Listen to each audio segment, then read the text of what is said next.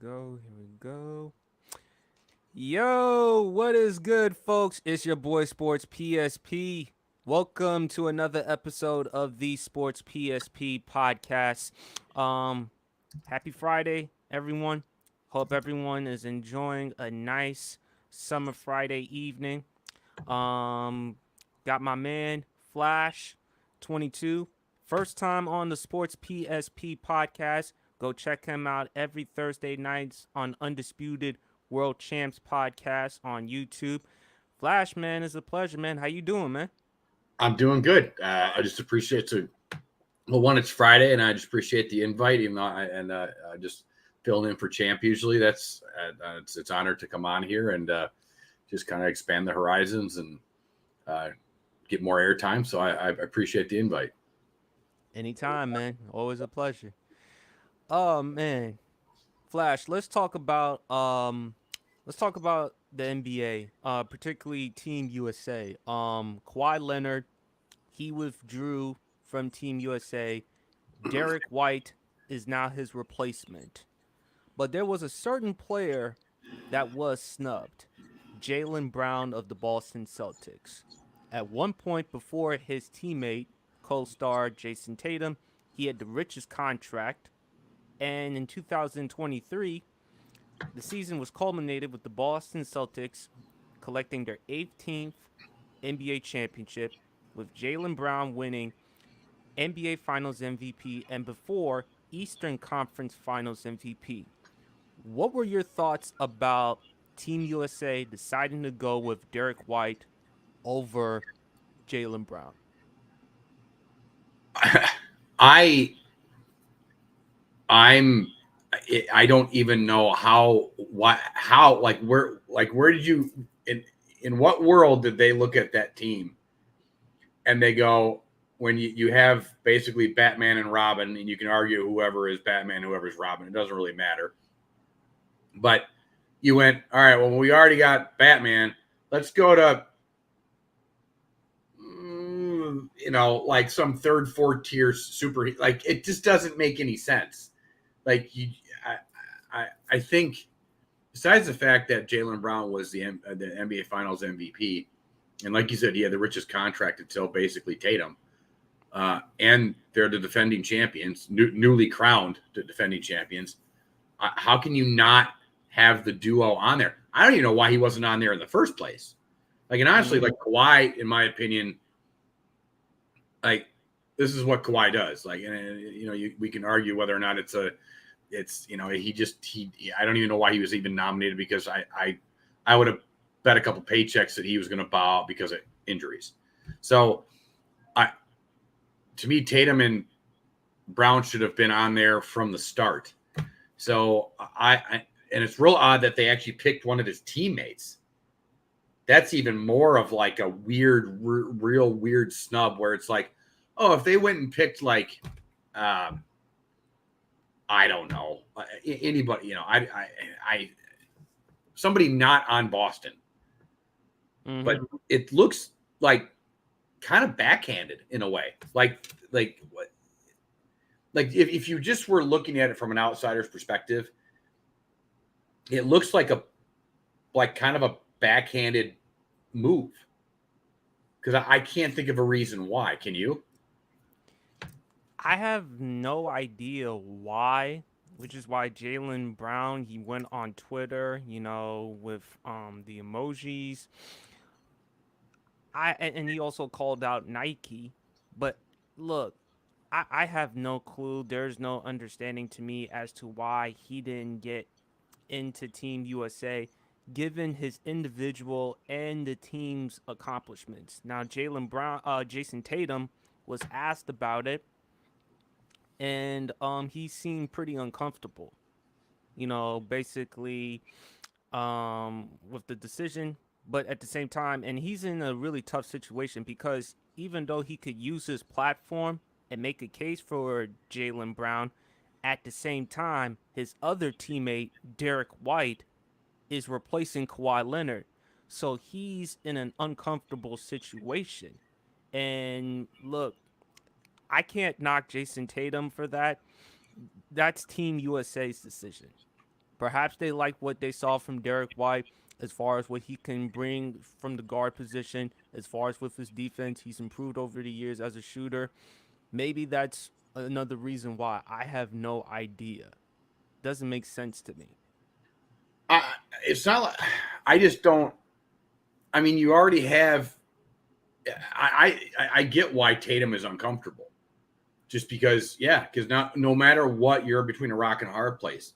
If you say that, like, hey, why wasn't Brown on here, or why wasn't Brown picked to replace Kawhi? Then you look and you kind of crap on your teammate, and I don't know what you do.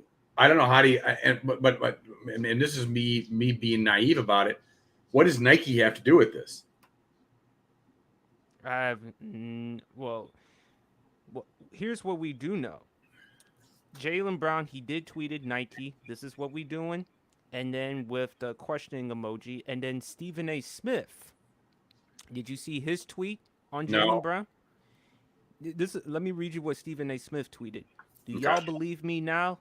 Yo, Jaylen Brown, do I need to reveal my sources now? Is it not obvious now? How in the hell is a $300 man now clearly a champion and an NBA Finals MVP who's clearly a top 2 player on the Celtics and a top 15 player in the world not chosen for Team USA? And it goes further. Because his teammate not named Tatum is selected before him. Come on, y'all. And look, Stephen A. Smith, back in May on First Take, he read from an NBA source, and he was told that Jaylen Brown is, quote, not liked because of his I am better than you attitude, and is, quote, not as marketable as he should be. Jaylen Brown responded back, remember the t-shirt that he wore on the championship parade when he was carrying the finals MVP? State your source. So I was going to ask, is this a Jordan Isaiah moment?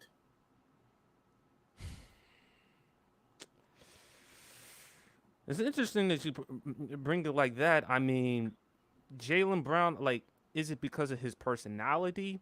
Is it because, remember, he called out Nike in the past. Remember, Nike in 2022, they ultimately terminated Kyrie Irving because of the controversy that he was in with the tweet of the anti-Semitic film. That I don't know. That could play a factor. I don't know. But that's just, I don't know exactly as to why. I mean, Grant Hill, he was asked about it, so. And did you hear what Grant Hill had to say regarding the situation? No. I'm kind of catching up on like all the, like, I heard right when I left work, I kind of caught up on the situation a little bit, but since then I haven't been able to really get a bridge of situation. But this smells, I even said it, like, this smells political. It kind of does. So look, here is a quote from Grant Hill. In an interview with Anscape's Mark J. Spears, Hill shared a great quote when asked about the challenges of assembling a 12-man roster from such a strong talent pool. It's like a puzzle. You got to put the pieces together that fit and that complement. And so as a result, you are leaving guys off who are really good and guys that I'm a fan of. But as a coach once told me that a team is like a piano recital. You got piano movers, you got piano turners, and you got piano players. And you need all three to put on a good show. You can't have all piano players. And so that may fit this or may not. But you need roles and you need guys that fit. And you look at Derek White. He shot 52.2% of his clutch three-pointers in 2023, which is the highest percentage in the NBA among players with at least 20 such attempts. But I don't it doesn't make any sense to me. It seems like an attitude problem with Jaylen Brown. Is it because it seems like with Stephen A. Smith's response, it just gives credence to what Stephen A. Smith reported about Jaylen Brown at the time. I look at it because it's not like they need shooting. I mean, they have Steph Curry, Durant, Halliburton, Drew Holiday, Devin Booker in the mid range as well, and he's a good enough 3-point shooter. So I don't understand. It's all an enigma to me. It smells Maybe political. someone could explain it.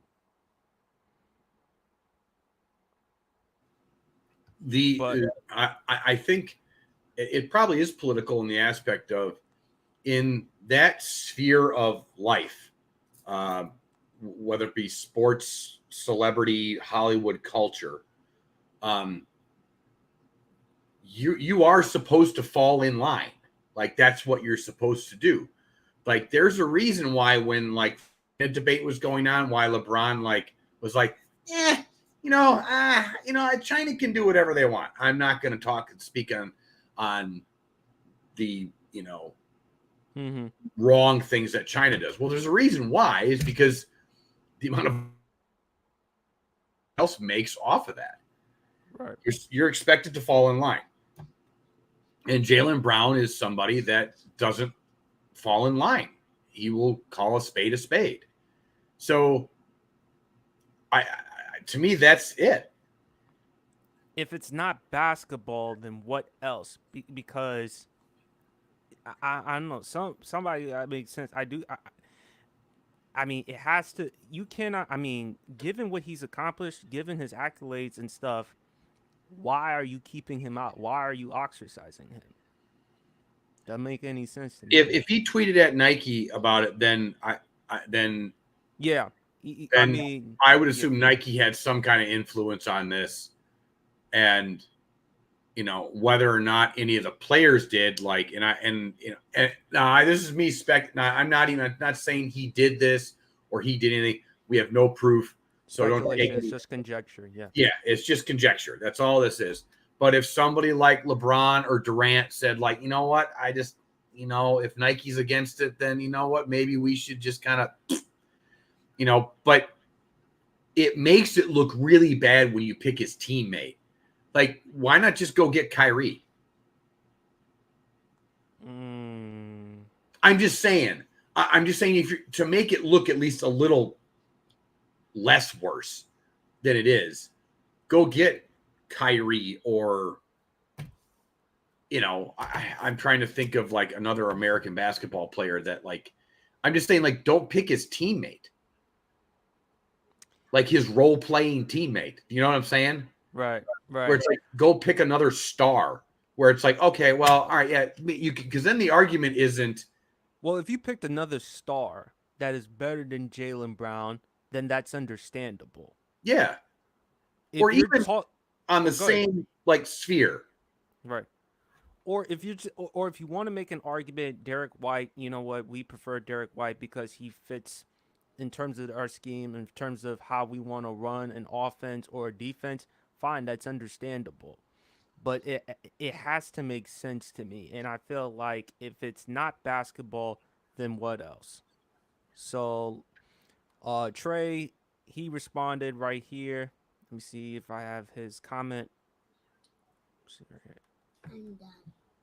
He says he knows why he's not on the team. He's tried to stick up for Kyrie, and he played in Big Three. But wait a minute. We got another person on the panel. We got our man BRF Sports. BRF, let me see if we can try to get him on. How you doing, brother?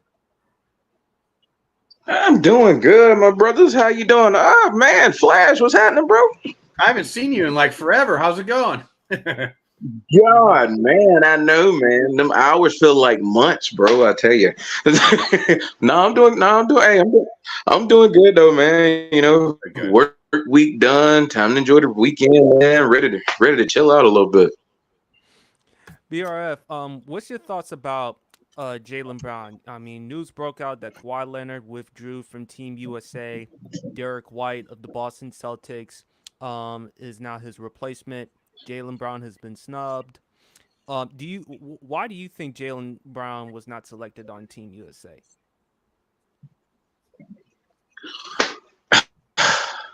Honestly, I don't know, to be honest with you. Because I feel like Team USA already has enough point guards.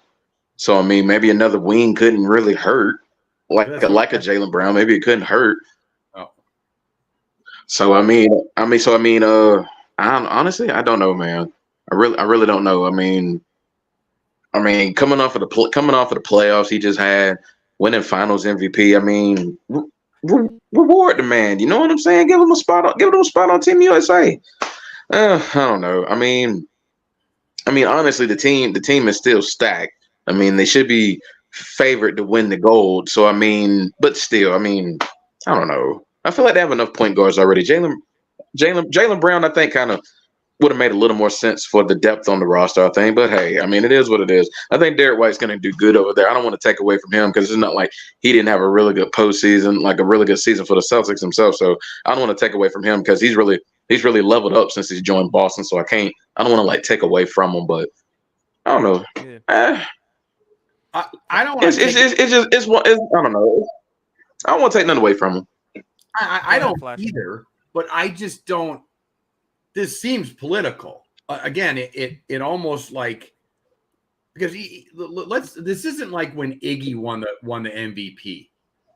You know, where Iggy was like even before, even before it's like Jaylen Brown was considered a top 15 player. Yeah, top 15, top 20 at least. Top 15, top 20 player. Yeah, top 20 at least. So, it's not a out of the realm possibility that he would be on this team anyways, even without the MVP run. But if you would have asked me before, like, would Derek White be on on Team USA? You'd be like, well, no.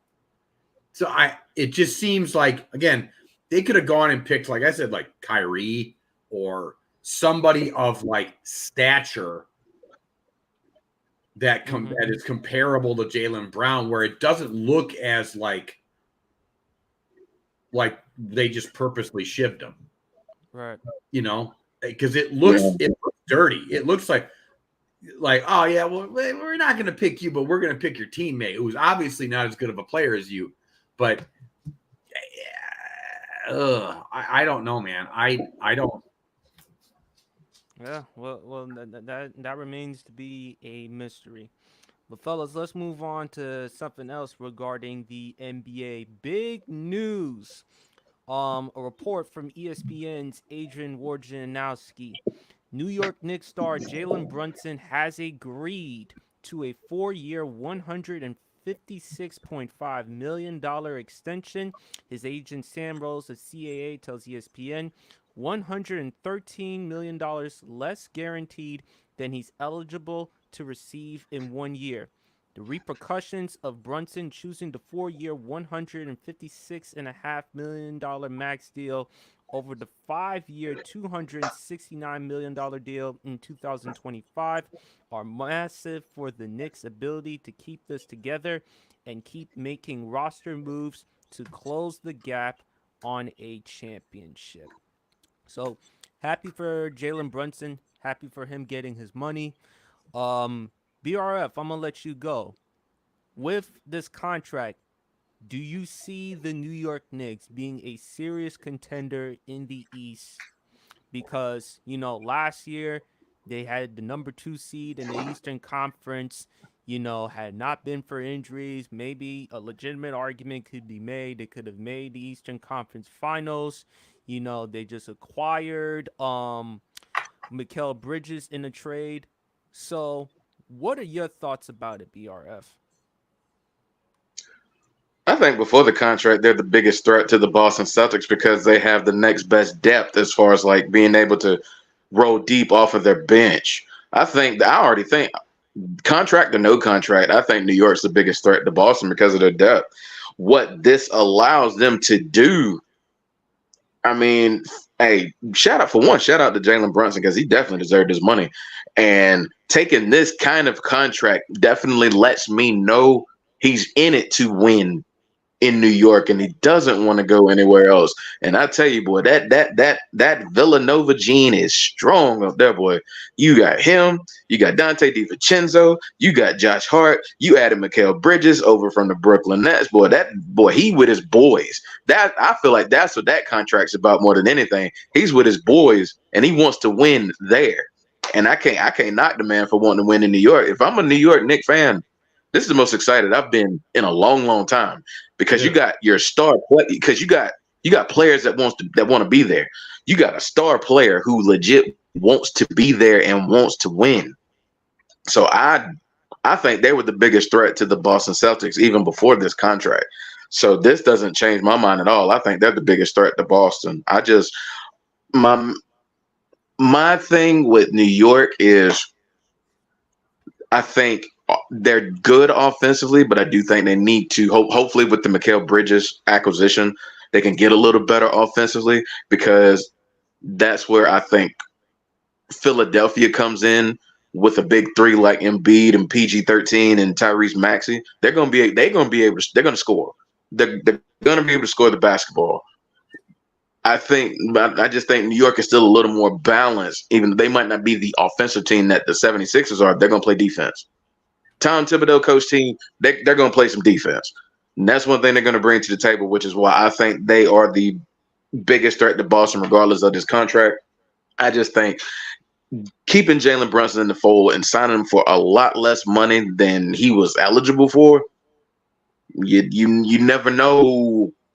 I mean, it's kind of, I don't know, kind of early to predict, but you never know. Couldn't, around like trade deadline next year, depending on how things are going, you just never know. It just allows for them to possibly do something. It just allows for them to possibly do something if a name or somebody just pops up and, they feel like they might need to make a move. But I do like where the team is now, but it allows them that flexibility to where, trade deadline comes up, they might be able to make a move. I love this deal on all sides, not only for Jalen Brunson getting his money, but allowing the New York Knicks front office to still be a little flexible in order to possibly make a move come trade deadline. You just never know what comes, but I like this move on all sides. Before I let Flash give his take, shout out to RJD on the podcast, man. Want to make sure give him a quick shout out to him. And RJD, if you want to hop on the Sports PSP pod, DM me on Instagram, and then I'll try to see if I can get you on. Flash, what are your thoughts about Jalen Brunson with the contract? He did a Brady. Bravo to him. I love this. It's just exactly what BRF said. He's about winning. He will be, if the New York Knicks win a title, and he's essentially by doing this, he has made himself, no matter what star they bring in, the face of the franchise. Facts. And if he brings a title to New York while doing this, he will be a New York god. They'll fans. probably maybe build a statue for him. Oh yeah, absolutely. I mean, all it would take was one title. Can you imagine with the Knicks, 1973? Yeah, and I think that the New York Knicks for years have been, as a franchise, have been one of the laughing stocks for a while. Like they've been up there with, I'm wearing a hat right now of them, but like the Chicago Bears and the Detroit Lions before they became like the current Lions. Don't forget the Commanders. The Commanders, like they've been that franchise that everybody kind of giggles and laughs at. And now they had a really good serious run, but they ran out of gas, injuries, and everything else. And now you have a star that is taking less money because he wants to win titles. He is slowly changing that perception of that franchise. And now it's a place where, like, before, you got to remember, like, Wade, LeBron, and other stars had plenty of chances to go there, and they chose not to because of how toxic the culture was there and and now he's slowly changing that. And that's, if he takes this and then they win a title, he will be a Jeter-esque New York god in that city and that franchise. Well, I mean, for the New York Knicks, happy for Jalen Brunson first and foremost. But for the New York Knicks, man, you're finally relevant. I mean, James Dolan, ever since he took ownership of the team going back to what, 1999, it's been a clown show or a cluster ever since he took ownership of the Knicks. And look, Dolan, in fairness to him, and shout out to our guy, undisputed world champ, he stayed out the way. He has stayed out the way. He has not put the Knicks in the news for the wrong reasons, as well as Madison Square Garden. Now we know with James Dolan, him kicking out fans whenever they say sell the team, or kicking out a Knicks legend like Charles Oakley out of Madison Square Garden. With Jalen Brunson and with these other guys, I mean, it's great for the NBA. It's giving more stories. What better way than a franchise like New York in New York City? I mean, the New York with the Villanova squad with with Hart and DiVincenzo, Brunson, and Mikal Bridges, they're like the Georgia Bulldogs with the Philadelphia Eagles, in my opinion. And it's great. And I think with Jalen Brunson, man, coming off an All Star year, I thought he should have made the All Star in 2022, but I think the Knicks could actually compete in the Eastern Conference Finals, assuming if guys can stay healthy. The one knock on Tom Thibodeau, though, BRF and Flash, he has a reputation. He's known for what? Players being injured. Yep. Running them into the ground. The only thing, but here's the thing though, like by Brunson doing this, they have money for depth. This isn't like, LeBron, like, oh, I'll take $5 million less, so we can get some mid-level exception halfway through the year. This is like they can build depth, like, and have a deep team for Thibodeau to, like, run into the ground. But this move by Brunson creates so many avenues, and it fixes the small issues, like the Thibodeau thing. It does so many things that, again, I always like this. I love seeing this. I love seeing players, because his contract is still $156 million. He ain't hurting. Right. It's not like, well, instead of taking $15 an hour, or, I'll just take, the $10 an hour instead. I'll just get a couple roommates to, what, like this, he's still going to be able to buy whatever he wants. So, I just love seeing this. I love seeing. It's one of the reasons why I am and was such a big Brady fan. And so when I see players actually do it, and we're seeing Mahomes starting to do it too, like with that contract, because he's now not even the highest paid quarterback in the league, and I think he's going to start doing that as well, taking less and less as the years go on. And it's just great to see. I love when players want to win, because that's, at the end of the day, that's what matters. Mm-hmm. Not only to us, but to them too. Like when they're around, they're like, when they're around each other, yeah, I mean, you can compare like pocketbooks and stuff, but at the end of the day, like, it's about rings. Absolutely. But I do think with the New York Knicks, though, this is great news for New York.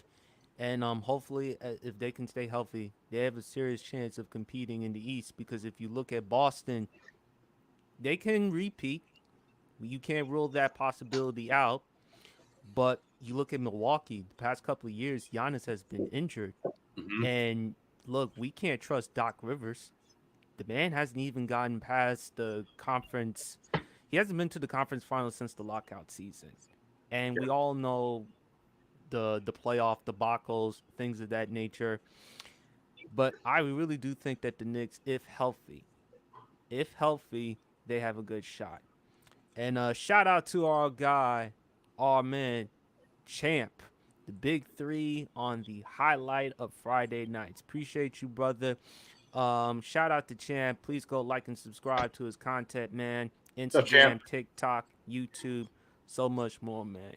Always a pleasure having him on the pod. My brother Fellas. represented my brother GA represented 706. Mm-hmm. Let's talk about a little bit of NFL. For wide receivers, now this has absolutely nothing to do with who's the better wide receiver. But if you had a choice for 2024, who will have the better year? Tyreek Hill or Justin Jefferson? Flash, you go first. I think this is an easy one. I think it's going to be Tyreek Hill just because he's got the offense surrounding him and the quarterback. We don't even know really who the Minnesota quarterback is going to be. I mean, we have an idea, but I just based off of paper, it's going to be Tyreek Hill. I mean, Justin Jefferson is still going to put up his numbers because he is that good. Like let's make no mistake about this. He doesn't need a quarterback to put up numbers, to put up elite all-pro wide receiver numbers. He is that guy. But I just think overall Tyreek's going to have the better year. If you give Justin Jefferson legit stability at quarterback, I'd be all about Justin Jefferson. But not this year. If McCarthy is something legit, great. But right now I think it's a pretty simple answer. I think it's Tyreek Hill. BRF, man. I think even if you give Justin Jefferson stability at quarterback, I'm still going to go Tyreek Hill. Just from the standpoint he's got guys with him to where you can't double him. With a guy like Jalen Waddle, with the kind of running game they have with Raheem Mostert and Devin Achane, with that kind of running game. And okay, so Odell Beckham isn't what he used to be. Odell Beckham at the 3 in the slot is still better than most slots. So I mean, he's got guys you can't double anybody. And the most impossible matchup in the National Football League, regardless of position, is a corner trying to guard Tyreek Hill one-on-one. It's just no. You don't because his route running is underrated. His route running is really good, and the fact that he's probably the fastest wide receiver in the National League. I think he is the fastest receiver in the National Football League. Not even probably. Yeah. Yeah. So I mean, it's like I know the one thing we always go back to is Tua Tagovailoa and what he's going to do, how consistent he's going to continue to be. Can he still keep putting up these numbers? But I just feel like Tyreek Hill for Tua has just been like the ultimate security blanket, just from the standpoint that it's like, normally you say this with like 6'3", 6'4" guys. Like, well, hey, when all else fails, just throw it up. You got Tyreek Hill, who's like 5 whatever. Just throw it up. You'll never overshoot him on a throw. Just throw it up. As long as you lead him, he's gonna run. He's gonna get it. He's gonna take it. Yeah, exactly. And oh my God, yeah, just throw it up to him. He's gonna get it. And if he gets it, God help you in the secondary, because there's no tackling that man in the upper field once he gets ahead of steam. He's that good. He's that elite and that just rare after the catch. So I think even with a stable quarterback, I'm gonna go Tyreek Hill over Justin Jefferson. Although I feel like Justin Jefferson, I said in a previous podcast, is one of my this is one of those okay, you were really good with Kirk Cousins. We're not saying Kirk Cousins was like elite of the elite, but he's a top 12 quarterback in the National Football League. And you've had him for these years and you put up numbers. The great quarterbacks, wide receivers have shown, regardless of who their quarterback is, they're going to go out and they're going to produce.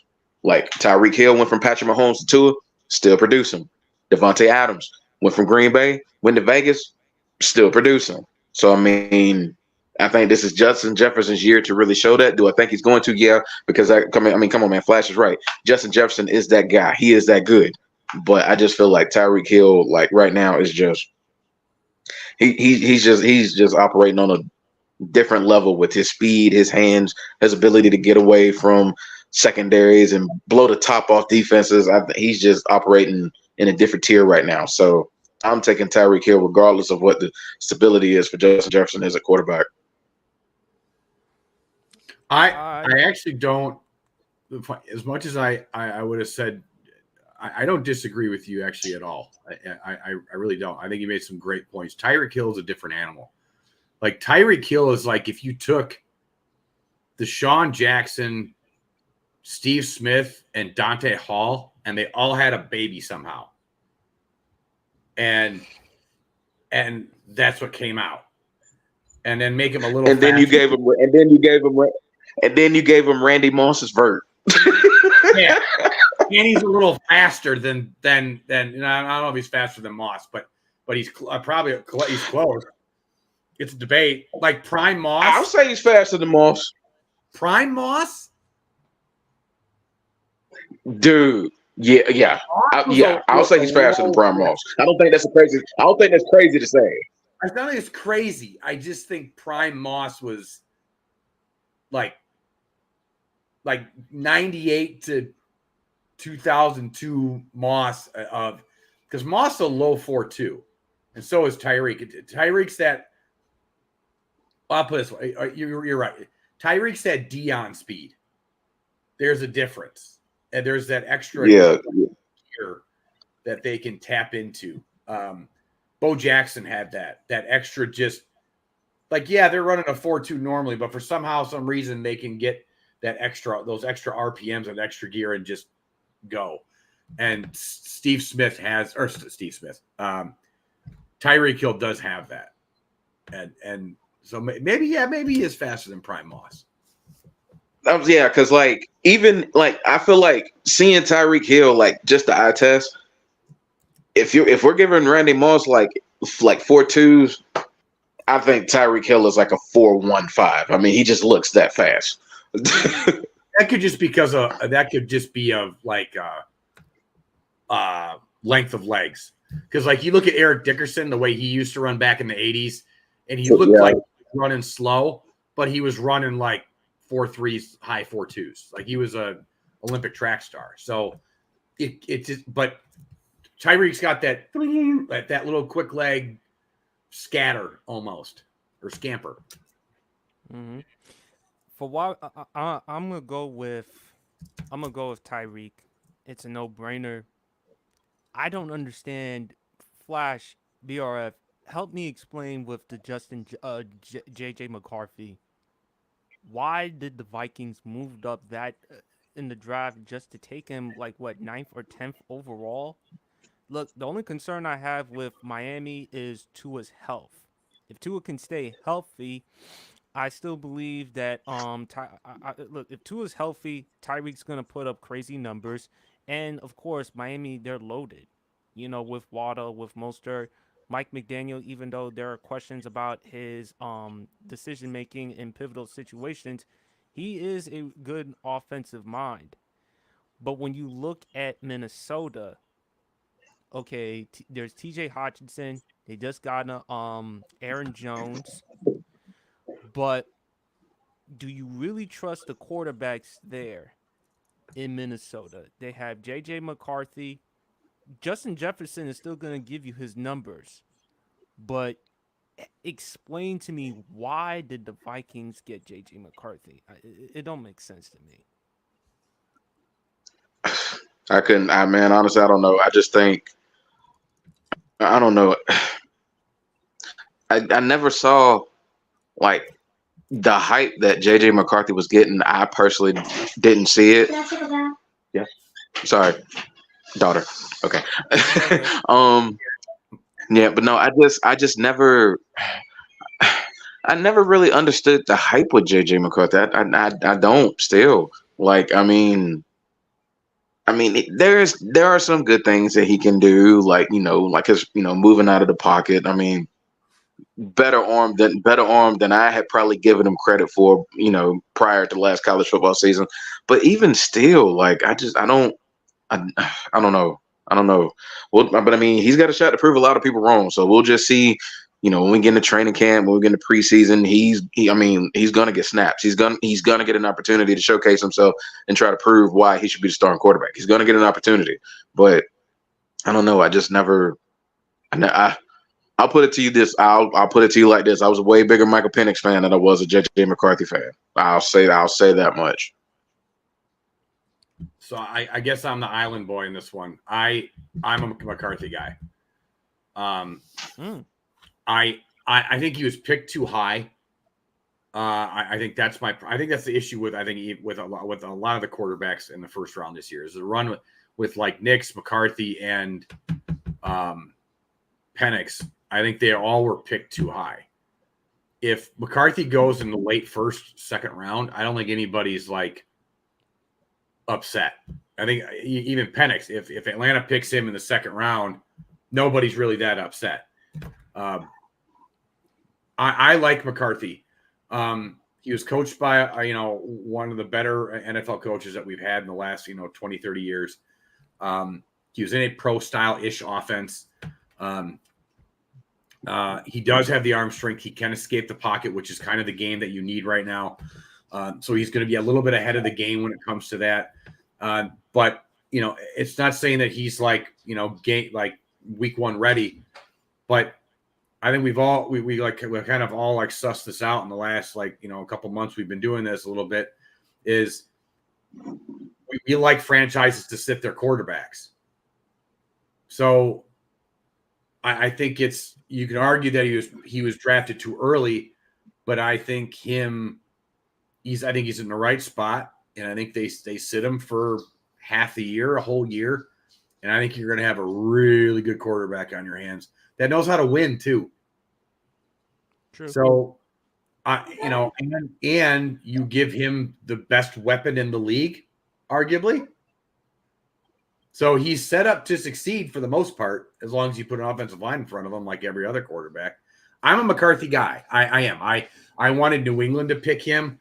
I was a big New England pick Harrison early and then McCarthy later. Like I was hoping McCarthy either trade up in the latter half of the first round and pick him, or get him at the early second if he fell. But I'm a McCarthy guy. I think he's going to be a really good NFL quarterback, and I'm going to kind of I'll die on that hill until I see otherwise. But I like Minnesota. They had to get somebody, or otherwise you lose Jefferson. Yeah. I think Jefferson made it very clear that I want to see what the quarterback situation is going to be like before I sign a contract extension. So, but Flash, here's my thing. Do they have the type of veteran quarterback that McCarthy can sit and learn from? It doesn't have to be a big name quarterback, but at least a solid starter that McCarthy can just sit back, learn as much as he can as possible. Because Kansas City, I'm not saying that JJ McCarthy is not going to be Patrick Mahomes, but with Patrick Mahomes with the Chiefs, you had a plan. You had a veteran quarterback in Alex Smith, smart quarterback, made a couple of Pro Bowl appearances. Patrick Mahomes sat for a year, and ultimately he learned the offense. And, of course, he had a brilliant offensive mind in Andy Reid, and then ultimately he had talent. I think for McCarthy to work in Minnesota, you got to have a plan. I think, and there's nothing wrong with sitting a young quarterback. All this stuff about rushing a quarterback, well, because you draft him so high, you start him right away.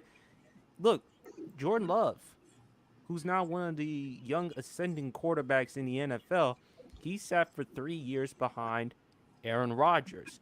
Same way Aaron Rodgers sat for 3 years behind Brett Favre. I'm not saying that they're going to be these types of quarterbacks. All I'm saying is there's nothing wrong with sitting and learning. It's not your time just yet.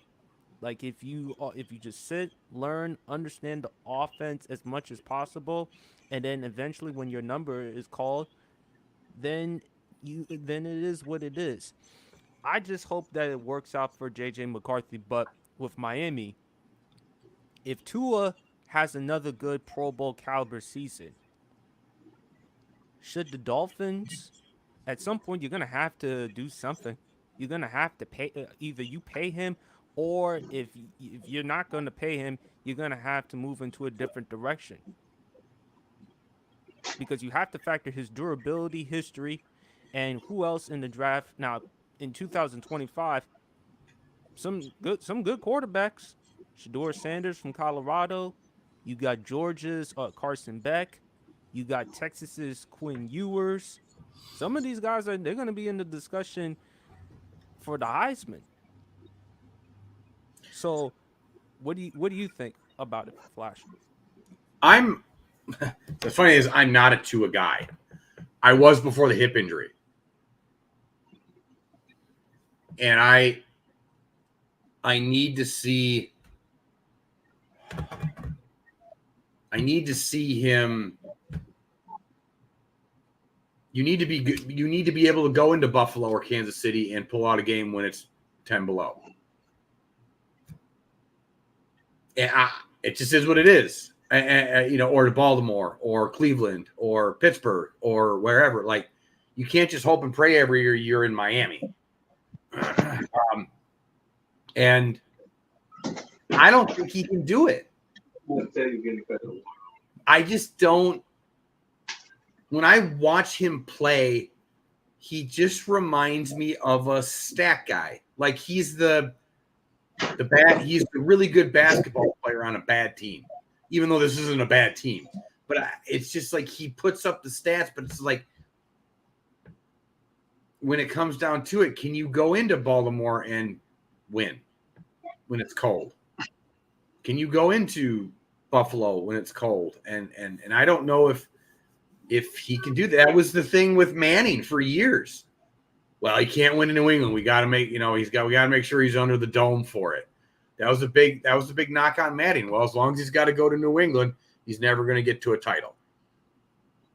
And technically that was right, because the first title he had to make, they were in Indy. So I just, it always scares me when a quarterback can't go into adverse climates and win. Because that's playoff football and down the stretch football. And that's why I'm not a Tua guy. Now, what you do, I don't know. I depending on the draft capital they have and the things that they're able and willing to do, 2025 ain't that bad of an idea to go trade up and get a quarterback.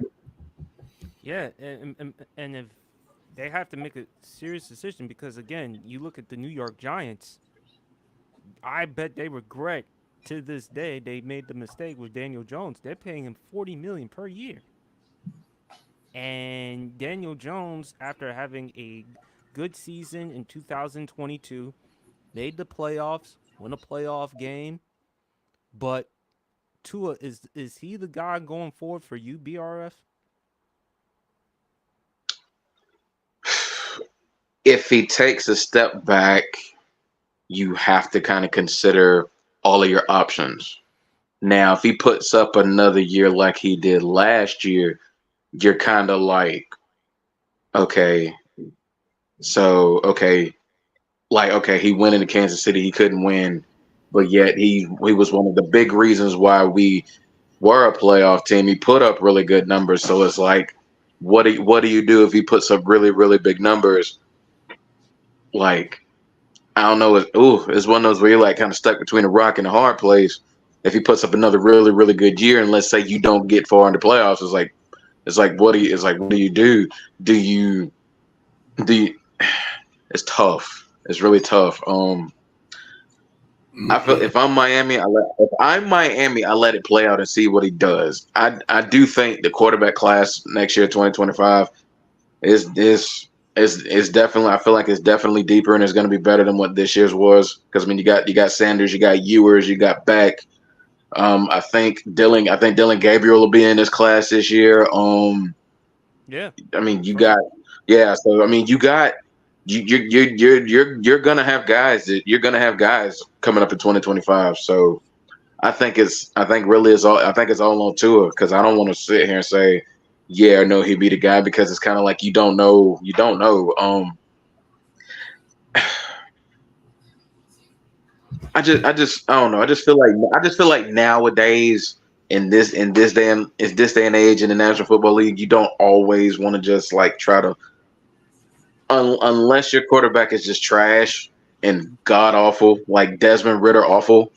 Like you don't want to just like up and just kick him to the curb just because. I mean, he has to show you he has to show you he doesn't want to be there. Like he has to just play awful. He got to show you he don't want to be there. Like if Tua puts up another 2023, I mean, you don't want to just kick that to the curb. So yeah, I agree. I'm Mr. not make a drastic decision type guy. You know, exactly. I am that guy. I've always been that guy. I just like, and I just need him. Truthfully, it's not that I don't even need him to really win in Buffalo or Kansas City this year. Just go and play well. Yeah. Just go and play well. Go like you go into Buffalo and go toe to toe with Josh Allen in Buffalo when it's like 15 degrees out, and let me see that you got the, for lack of a better term, cojones to go in there and it's cold, but suck it up and play your game. So that's my thing. Just show that you can do that. Just show you can play in that. Then I'm like, okay, because it seems like a real picky thing to like go like, well, you just win, but man, you look at the top teams in the AFC in general, and they're all cold weather teams. Mm-hmm. But then again, like unless you can go get an actual top flight guy in the draft, and I'm talking about top flight, because let's no mistake, like Tua before the hip injury was probably going to be the number 1 overall draft pick. Had it not been for that Georgia game in the SEC championship back in 2018, he would have won the Heisman. Yep. Not Kyler. Yep. So, he's another year away from the hip injury. Maybe that helps. Maybe that like kind of, because he's nowhere near as athletic as he used to be. Right. Like nowhere near. Like he wasn't, because that dude could run when he was young Tua in his days in Alabama, especially his first year as a starter before the injuries. Oh, he can move a little bit. He was the scariest. He was the scariest offensive player in college football, in my opinion. Oh, he was absolutely. Yep. So I'm not a Tua guy, but I'm rooting for him because that hip injury was horrific. So I'm hoping he succeeds. Well, okay, I am, but I'm not, because I'm a Patriots fan and I don't want to see the Dolphins succeed at all. But you know what I'm saying? Like I'm not going to hate on the dude if he succeeds, because I hope he does. But it's one of those. It's still a question mark. It is, and I don't even think I don't think it's a bad question to ask. I think it's legit. I think it's a little bit of like, where are they in this? How good are they? Like, what, or how good is he? Can he win? In all these places. So I'm curious to see. I don't know. I love the team. I love Mike McDaniels as their coach. Like, he's entertaining as hell to watch. I loved him on Hard Knocks. I love his style of coaching. So I just, so I'm kind of rooting for them in that aspect, but I think it's a legit question. We're going to see if he can win. I'll add one more real quick thing. He's got it. Yeah, I agree with Flash. You can go out there and you can put up these gigantic numbers against the bad teams. You gotta go up. I feel like if he goes out there and he just lays an egg in all of the big games, then I feel like it's a foregone conclusion. You got to weigh all your options. If he goes out there, even if he doesn't win all the big games, if he goes out there and shows up and still puts up really good numbers for the season, then you kind of have to look at it like, well, okay, do we just keep him and build it? Do we just keep him and try to build the defense better to, keep him, to get him back on the field as many times as possible? So I agree with Flash. I feel like the big games are going to make and break what the Miami Dolphins do as far as Tua. Mm-hmm. Basically, is he the new Kirk Cousins?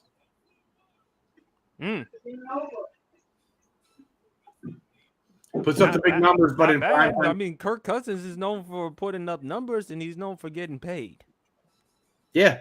So I mean, Tua will get paid, but is he going to win anything?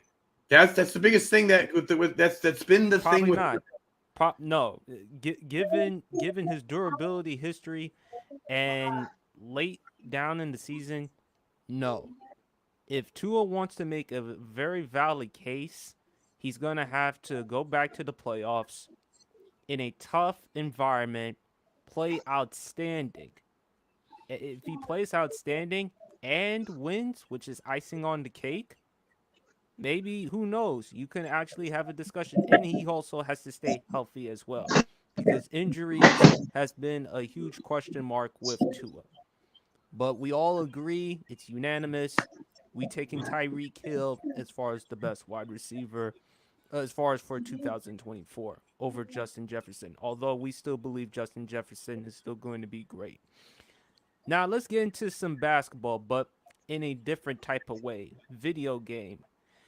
2K, they came out with the covers over here. Let's see if I can pull it out right now. Let's see, little technical difficulties, folks. My house. Yep, there we go. So for 2K NBA, you got Jason Tatum. For the WNBA edition, you got A'ja Wilson. For All-Star, you have both Jason Tatum and A'ja Wilson. And for the Hall of Fame edition, you have Vince Carter. BRF, I'm going to let you go first. What are your thoughts about the covers? Me and Flash talked about it on Champs podcast last night. I feel like it was the right move going with A'ja. I feel like it's the right move going with A'ja. I understand the marketing with Caitlyn and Angel. I understand it completely. But this shows, I just feel like this shows that they're taking all of their women seriously and not just the two, Caitlin Clark and Angel Reese. I mean, A'ja Wilson is putting together arguably the greatest single season in the history of the WNBA. I mean, just insane what she's been doing this year. And I feel like the WNBA side of it, I feel like A'ja's the right choice. I think they're marinating on Caitlyn and Angel because I said it last night. If they both make the playoffs, all hell's gonna break loose as far as the marketing and advertising with those two. Everybody just better get ready. If they both make the playoffs, oh, hell breaking loose with advertising. They're gonna be all over the place. But I just feel like putting your best player out there for them, even with those two really good, even though those two having really good rookie seasons, it's like, hey, yeah, Caitlin Clark's having a really good rookie season. Angel Reese is having a really good rookie season. Here's our 25 and 12, 3-4 assists, two-time champion, finals MVP, two-time defensive player of the year, or one of our big faces of the league, if not the face of the league, going right now. A'ja Wilson, she's insane right now. I just feel like she was the right choice on the WNBA side. By the way, against the Atlanta Dream, 33 points and 18 rebounds. The woman is a beast. The woman is a flat-out beast. Like I said, this may go down as win the MVP. Oh man, she locked that up second. She locked that up the end of the first month of the season. It was no brainer. Everybody was just competing for second, third, fourth, fifth place votes at that point. She had it sold up. I mean, there's a reason why we don't talk about the WNBA MVP as a race, because it hasn't been a race since the beginning of the season.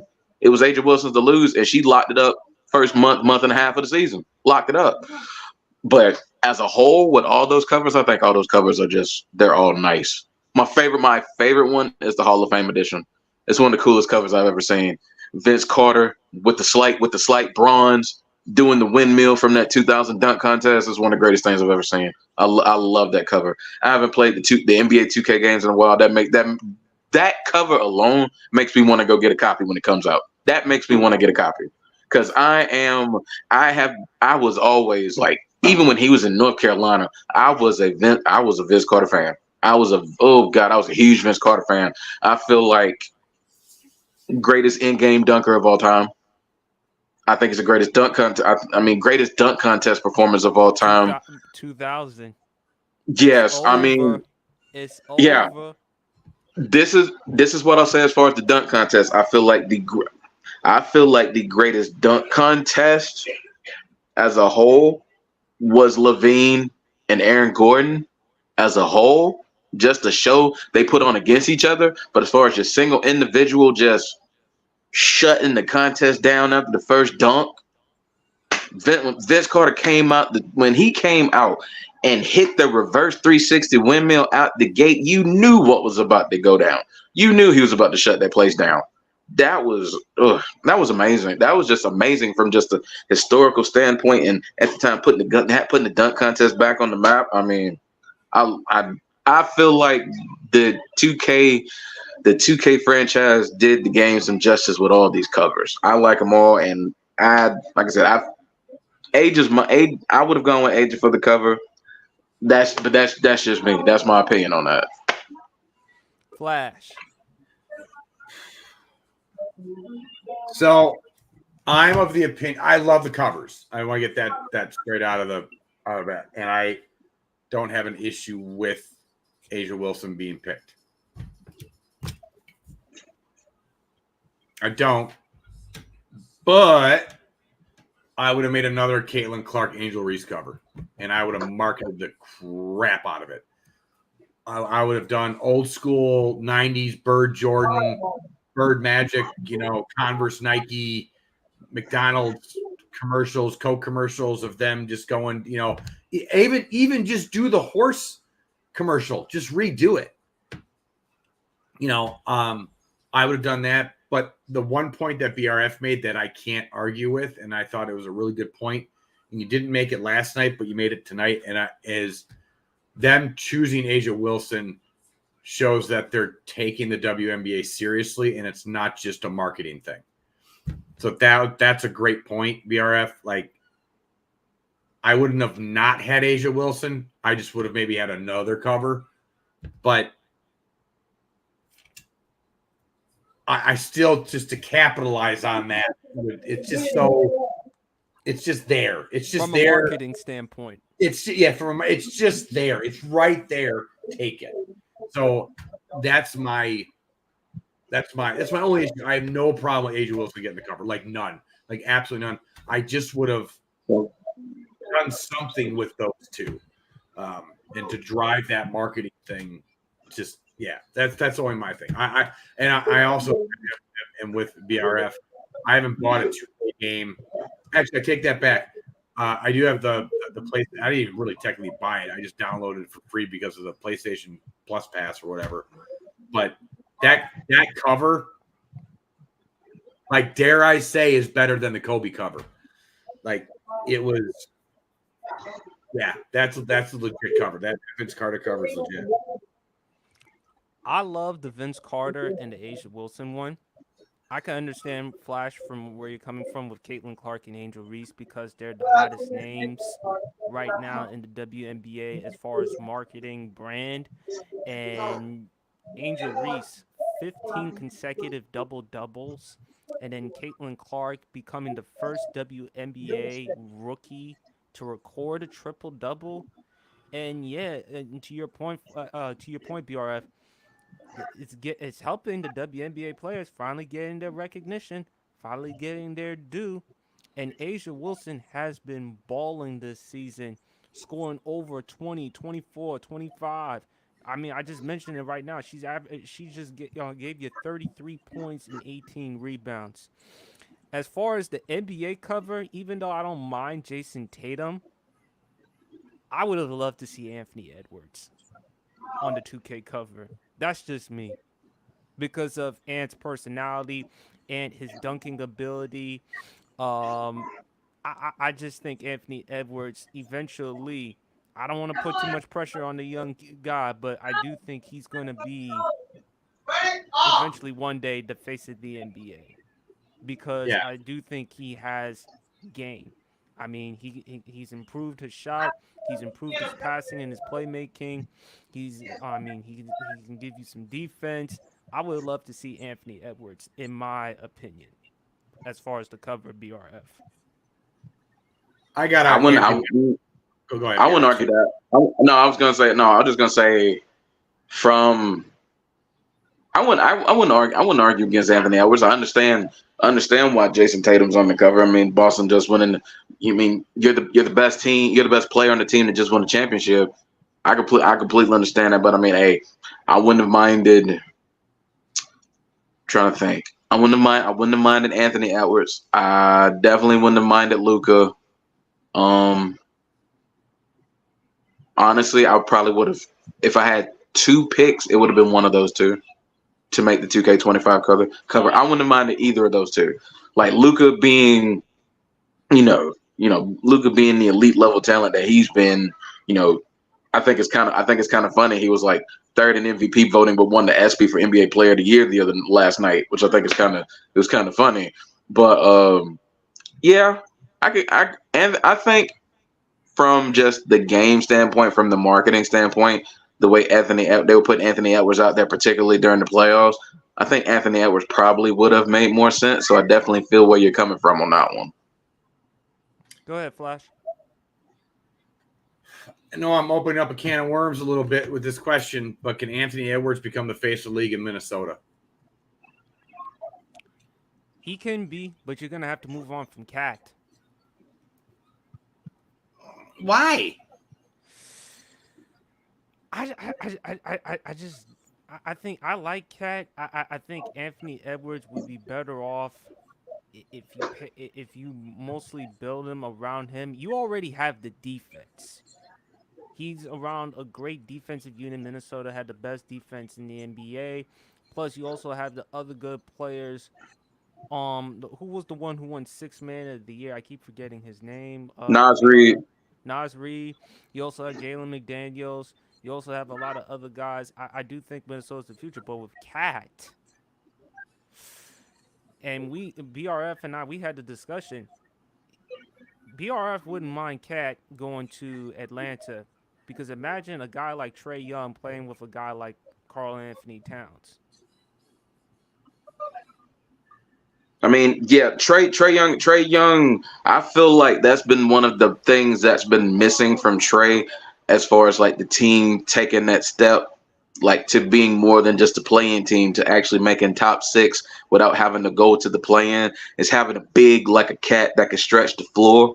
He really hasn't had that. I mean, Danilo Gallinari is practically the best big he's had that can shoot the three, and that's saying something. So having a guy like Karl Anthony Towns, the pick and roll, the screens into the 3-point shots with a Cat would just be awful and lethal. And then on top of that, with a guy like Jalen Johnson drafting Zachary Ricochet with that pick, even though I think he's going to be a good player. I mean, everybody's like, oh, he ain't no way he's going to be the number one overall. He's the number one overall pick, but he's not really like a face of the franchise type of guy. There were no face of the franchise type of guys as far as I'm concerned in the draft.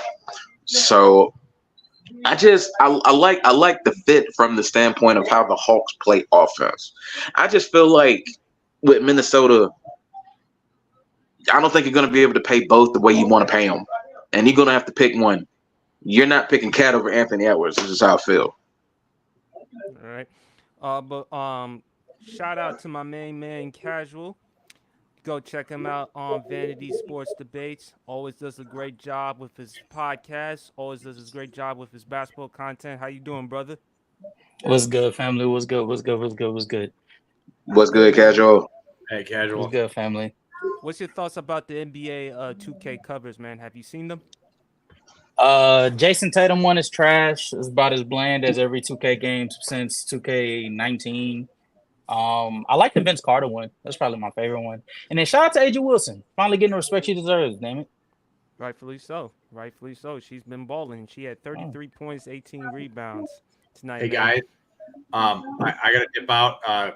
Dad duty calls. Absolutely. So, but PSP, thank you so much. Please ask me again. I had a great time. I'm open to doing this whenever. So just, always, man. Shoot me a spot on Instagram. Sorry, I got to cut it short, but dad duty calls. Nah, BRF. Talk to you soon. Casual. I'd love to get in an argument with you. I'm again, and I know we will soon. For sure. All right, but I'll talk to you guys later. All right. Appreciate care, you, family. brother. Take it All right. easy. Have a good Flash. weekend. You too, man. She's- Casual. Yes, sir. I wanted to talk to you about Jaylen Brown. It's something that me, Flash, BRF talked about. Jaylen Brown got snubbed from Team USA. Team USA decided to go with Derek White to replace Kawhi Leonard. Do you have a problem with it? Hold on, real quick before you go. I got the same problem as Flash. I'm gonna have to dip up for a little bit. Dad duty's calling me too, so I got the It's same all issue. good, man. I got the same issue because I think my little girl just got sick on me, so I got to check on her, see how she's doing. But y'all have a good rest of the evening. If I can't jump back on, y'all keep doing your thing. PSP, you know I support you, brother. You keep handling your business. Do your thing, homie. Thank you, man. I appreciate you, brother. Take All it right, easy, casual BRF. and casual. You need to have me on one of your shows at some point, man. I want to get on and I talk keep with you. telling y'all. I keep telling y'all just give me the day that you free, and we'll set something up. I can honestly, whenever you do your shows, man, let me know. I'm pretty much. I work through the week. After 5 during the week, I'm free. Just let me know. Okay, I got you. All All right, that's what's up. Y'all boys be easy. Have a good night. right, You family. too, man. You too, BRF. Casual, man. Yes, sir. Let's talk about Jaylen Brown. What are your thoughts about Team USA deciding to go with Derek White over Jaylen Brown? I don't really, from a basketball sense, I don't feel a way. Because I think that there's some things that Derek White can provide that Jaylen Brown just doesn't, as far as like being a passer, playmaker, being a point of attack defender on a consistent basis. I know Jaylen Brown has the ability to do so, but it's not as consistent as Derek White. Like we saw this postseason, majority of the time those responsibilities were handed to like Derek White or Drew Holiday. I don't think Jaylen Brown is like a true floor spacer the same way that Derek White is, which you sort of need being on a team that has this much star power. You know what I'm saying? You don't need someone that can be able to create their own shot. You more so need somebody that can benefit off of the creation of, LeBron, Stephen Curry, Other those type of players. Yeah. Yeah. And so it makes sense to me. I also believe that Jaylen Brown could have brought something that I don't think Derek White can bring. I think his transition game, the fact that he's arguably like a top 5 transition player in the league, I think that could have definitely been utilized with how much, run and gun Team USA likes to get on. But and it's not like he's not a floor spacer in his own right. And I think there is something to be said about him being able to attack closeouts and shoot the midi at an efficient rate. So I think he can bring some things, but I also think that Derek White had just as much of a right to be able to be on this team. And then Jaylen Brown alluded to it in his tweet. I mean, there's some things that we don't know that's going on behind the scenes that I think between him and Nike, that can hold him back. And remember, he called out Nike because remember the whole thing with Kyrie, which we already know. But my thing is this, to your point, if you look at it from a basketball standpoint, okay, I can understand your standpoint. They have enough creators. Why not open the floor with Derek White? And he also gives you the defense as well. So that's also a benefit for Team USA, particularly on the perimeter side, adding him with Drew Holiday. Jaylen Brown, look, I mean, who knows? But if you're looking at it from the standpoint from basketball, okay, I can understand your point because it's valid. It makes total sense in that regard. So I have no problem there. What are your thoughts about the Knicks with Jalen Brunson with his contract? Man, I'm not gonna lie to you. I was surprised because that's a haircut. I'm not gonna lie to you. That is a haircut. About as low as my hair is now, that's a haircut. But it speaks to two things. One, it speaks to the how much Jalen Brunson believes in himself. One, because you don't take that amount of money that can virtually make you a trading piece if things go south. If the right trading piece comes or the right trade offer comes, he could be a part of a trade. But like that's a valuable contract. But that one that proves how valuable he believes he is, and then two, I think it goes to show how him and he wanted this unit to be together. He wanted the Villanova boys to be here because I don't think I believe that the New York Knicks had to have some sort of agreement with him that if we bring Mikal Bridges in, we have Josh Hart, Dante DiVincenzo here. You have if we're gonna make this move, we need to understand that we need that cap flexibility. We're not going for Mikal Bridges because even when they got Mikal Bridges and they re-signed OG Anunoby, there's a little questionable because it's like that's sort of redundant, right? Especially with you having Josh Hart and Dante DiVincenzo.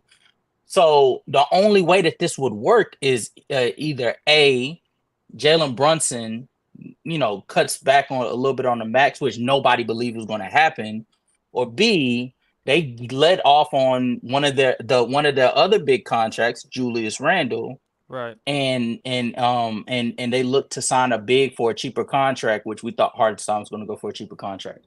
None of those things have happened yet, but Jalen Brunson is the one that ended up panning out for him. So I think that I took those two things away. But I think this is a major one for New York. New York has to be Ecstatic. I still say OKC. I think OKC is probably the biggest winner, but the Knicks are quiet as kept one of the biggest winners during this offseason. I think this is great for them because again, they're now with that money, that type of cap money. Hopefully, they're gonna have to give. I think they're gonna have to get rid of Randall. I don't know what they're gonna. I don't know what they're gonna do with Julius Randle. But when you look at this team, and plus the legitimate argument could be made, had not been for injuries, they could have actually went to the Eastern Conference Finals. I think they're looking at his win now.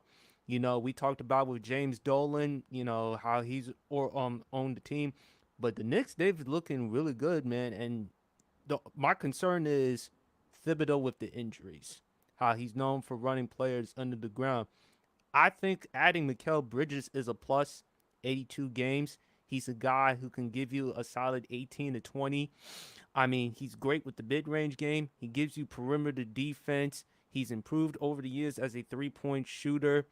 I love the fact that they keep OG.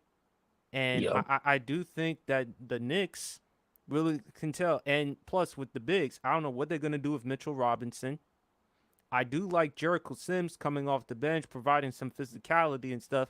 I do think that the Knicks could actually make some noise in the Eastern Conference. And it's actually great for New York, and it's actually great for Spike Lee. So, we got that. I think Mitchell Robinson is like a guarantee they have to hold on to him now. They got at the because Hartenstein's gone. Mitchell Robinson is probably going to get the boatload of those minutes. Maybe Precious. No, I don't think. I think Precious is a free agent right now. So yeah, between Mitchell Robinson, maybe a small ball lineup that revolves around Julius Randle and Jericho Sims, like they don't really have that many like actual bigs on the team. So that's what I would probably look to trade Julius Randle for, is probably like a reliable big, and some draft compensation. All right. Probably second rounders at this point with his playoff record, bro. Let's go to the Philadelphia Sixers before we move on to something else. Paul George. He's now with the Philadelphia Sixers. What were your thoughts about that? The only move that Philadelphia truly could make for them to still be in contention going into next year. I was very impressed with the fact that Paul George, you didn't have to do a sign and trade, because originally that was my biggest fear, because they don't really have that many assets to offer the Clippers. With the fact that he was able to go into free agency pretty unscathed and be able to just sign a contract and take on one of those max slots with Philadelphia. I was very impressed with that. I love the fit with Tyrese Maxey and Joel Embiid, especially under Nick Nurse. He doesn't have to be too much of a ball handler because Tyrese Maxey's there. He doesn't have to be a shot creator because the number one, even the number two option. The ball. in catch and shoot situations too. And one thing we learned from Nick Nurse's offense this past season is he is perfectly like fine with running a motion offense centered around Joel Embiid, just doing dribble handoffs. With everyone. Nicholas Batum even got some action with DHO. So I think I love the fit. I think I still don't believe that they truly can contend with the Boston Celtics, but I tell you what, between them, the New York Knicks, and the Boston Celtics, this is going to be if everybody's healthy, obviously, Right. this will be a very entertaining playoffs going into next season. I agree, especially in the Eastern Conference, man. But damn my Bucks. I just want to throw that out there. Damn my Bucks. They haven't done listen, anything. Man, I mean, prayer. That's all I'm gonna say for you, my man. I'm praying. But one last subject, and we're gonna wrap up the show. Okay. Wrestling. Your GOAT, John Cena. His retirement, man. Yeah. What are your thoughts about that? And then favorite John Cena moment. This cannot leave this channel. So anybody that hears this cannot be whispered anywhere else. I cried. I cried a little bit. I teared up. Man, John Cena has been all of our childhoods. At some point during our childhood, you know, it doesn't matter whether you 20, 25, 30, 35 even, you've heard the name John Cena at some point. And for me, he was the reason, the lone reason for a stretch while I was watching the WWE. The storylines he was able to put on with people. I say this all the time. People that critics said he wasn't going to be able to put on a good match with. He ended up putting on damn near 5-star matches. The likes of Great Khali, Umaga, some of the greatest matches that I believe are on his resume. Because of how people doubted him. He cares about the business to the point that he can accept that he no longer is that quality of a wrestler anymore. And all he wants to do is have that moment that Kobe wanted. Had that moment that Paul Pierce wanted, low key. And be able to, you know, say farewell to all the NBA fans that either they got to see him or when they saw him, they weren't necessarily that appreciative of what they were watching. Get that one last hoorah of saying, you know, thank you. And then, you know, let him go off into the sunset. So I appreciate it as a person, as an adult. I think you and I can both agree, you know, in professions, just any profession, the one thing that you aren't always afforded is to be able to walk out on your own. Right. You know what I'm saying? Oftentimes you're told when it's time to give it up. So I can appreciate that. But as a fan, I'm a little heartbroken because that's my hero, my GOAT. You know, essentially saying I'm hanging up the boots. What was your favorite John Cena moment?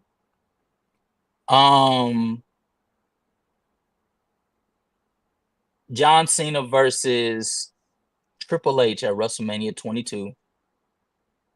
A lot of people at school were saying that Triple H was going to win because Triple H was the big bad wolf. He was just coming off of the Reign of Terror. Yeah.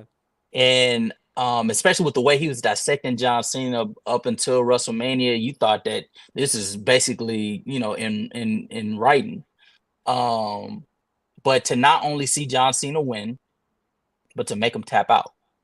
Yes. That was that was the most incredible moment. And from that point on, I cannot remember a match that I looked at and said that he wasn't going to win, even if he lost. Even the match against CM Punk, I said he was going to win. I'm surprised you didn't pick John Cena versus Shawn Michaels WrestleMania. The reason why I don't pick that one is because that one's so easy. But then two, I don't think the John Cena versus Shawn Michaels at WrestleMania 23 was my favorite moment. It was the John Cena versus Shawn Michaels 2 in London that I consider the 60-minute match was a classic. A classic. So if That one is the one that I hold near dear to my heart. But the WrestleMania 22 is so special because from that point on, there was never a match I looked at where I didn't pick him to win. Mm. You know, so No, I feel you about that. what As for about you? Cena, when I heard the news, I was kind of shocked though. But Hmm. hey, at least he decided to retire in his own terms. I'd rather walk away than someone telling me to walk away. That's a great way to Bingo. look at it. And I think Cena's gonna be fine. He's definitely got movies. I definitely see him heading in the direction with Rock. Whatever that he's doing, when he's in the Hall of Fame, eventually, I would like to see. I mean, if there's ever someone who deserves like a Hall of Fame just for themselves, whether Austin, Triple H, he's that guy. Yeah. My favorite John Cena moment. Actually, there are a lot of them. Jim Give me your Ross, top three. Give remember me your top three. Give me your top three. when he went to Raw, his first day on Raw, and then Jim Ross was like, "What the hell?" Well, that was like Judge, 2005, wasn't it? That was yeah, 2005, huh? 2005. That was Yeah. 2005. Yeah.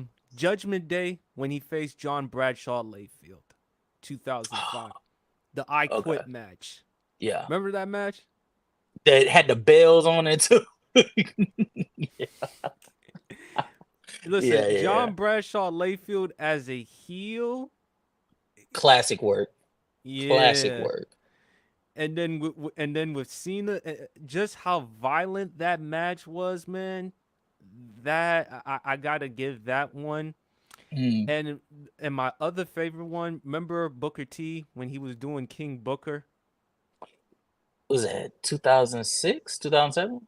2006, 2007. Remember when John Cena said for one night, I want to spend the night with your queen. Yeah. You remember that one? I remember that because he had the camo hat around that Yes. time. Yeah, I remember that. And then Booker was like, "Okay." and what's her name? Shamel. Yeah, Charbel. She was like, wait, what? Hold on, what? Me? I tell you, I thought you were going to say the John Cena versus Batista I Quit match though. No, I actually like the JBL one because Yeah? it was more Okay. vicious, it was more hardcore, especially how the way JBL was as a heel. I don't think Yeah. JBL gets enough credit as a heel, man. No, I you mean, right. yeah, as a heel in the early 2004, especially when he was going up against one of my favorite wrestlers, God rest his wonderful soul, the late great Eddie Guerrero. Mhm. Oh my God! Like I mean, Bradshaw, I couldn't stand him. Like I So couldn't. let me ask you this: who was a better heel, JBL of that era, JBL or Triple H? No, I go with Triple H.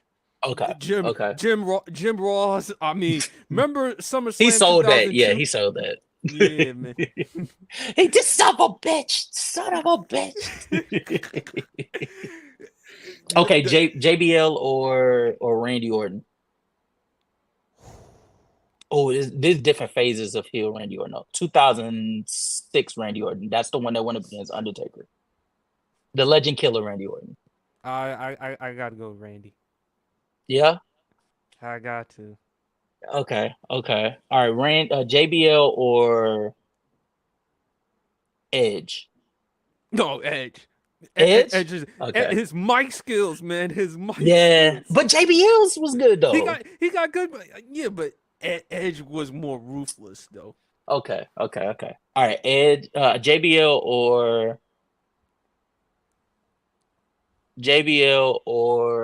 Kane. Oh my God, Kane was vicious in 03. Oh my God, man, when he set JR on fire, and then the vicious him and Shane McMahon when they cut them promos. I'm trying to tell you. And then when he got into Sadistic Kane, him kidnapping Lita. I have no problem with you going with Kane in that one. I'm not gonna lie to you. When you really think about it, like, is it a knock to him, or is it just that the heels in that era were just that damn good? They were that good though. I mean, the Okay. Ruthless era, and then before the Attitude era. I mean, Mhm. those were the shits back then. Like with the heels. Yeah. Okay. And Okay. especially with the commentating with Jim Ross and then with Michael Cole and all them other guys, man. But hey, man, that was great though. They But sold it. They made them look like money. oh Money. yeah, absolutely, man. Yeah. But anyway, folks, that's a wrap of the Sports PSP pod. Appreciate BRF Sports. Appreciate Flash for hopping on. Big Casual. Please go Yes, sir. check him out on his podcast, Vanity Sports Debates. Always providing great content. Go check out that video in which he explained why the Dallas Mavericks should have won Game 2. Breaking down stuff. Great content, man. He's gonna be in the big leagues one day, man. He I has it. appreciate He it, has it bro. all, man. And also go check out his other podcast on FYF Sports Debates crossover with True to King TV. Mario Knows Best, Hollywood Herm. The list goes on and on, man. Tell On him and where to on. follow you out, Big Cat. Tell him where to follow you at, man. You can follow me on Instagram at Justin.Avery. You can follow me on Twitter at big, and I mean in all caps big, dot casual. Vanity Sports Debates on all platforms. We go live every Sunday. The Hoopsters Podcast, Backyard Blitz. And yeah. Absolutely, brother. And y'all know where to follow me at Sports PSP. Like and subscribe to the YouTube channel as well as IG, as well as TikTok Sports PSP3. Fellas, y'all enjoy the rest of y'all evening. And we is out. Peace.